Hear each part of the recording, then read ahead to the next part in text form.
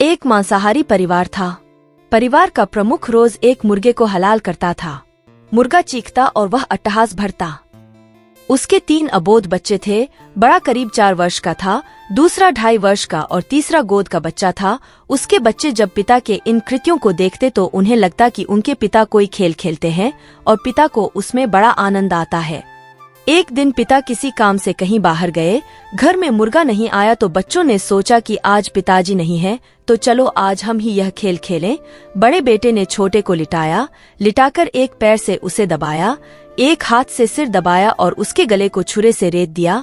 जैसे ही गला रेता, बच्चा चीख पड़ा। भाई की चीख सुनकर यह भी घबराकर भागा। चीख की आवाज सुनी तो माँ जो अपने सबसे छोटे बेटे को टब में नहला रही थी, वह उसे वहीं छोड़कर आवाज की दिशा की ओर भागी। बेटे ने देखा माँ आ रही है और अब मुझे मारेगी तो उसने अपना मानसिक संतुलन खो दिया और छत से कूदकर अपनी जान दे दी। तो इधर वह बेटा भी गले की नस कट जाने के कारण मर चुका था। माँ दोनों बेटों का हाल देखकर वहीं मूर्छित होकर गिर गई। काफी देर बाद जब माँ को होश आया तो याद आया कि वह छोटे बेटे को टब में नहलाता हुआ छोड़कर आई थी, मगर तब तक काफी समय गुजर चुका था। जब वह नीचे आई तो उसकी गोद का बालक टब में ही शांत हो चुका था। ये है पाप का कहर। आदमी पाप करता है तो उसका परिणाम उसे भुगतना ही पड़ता है।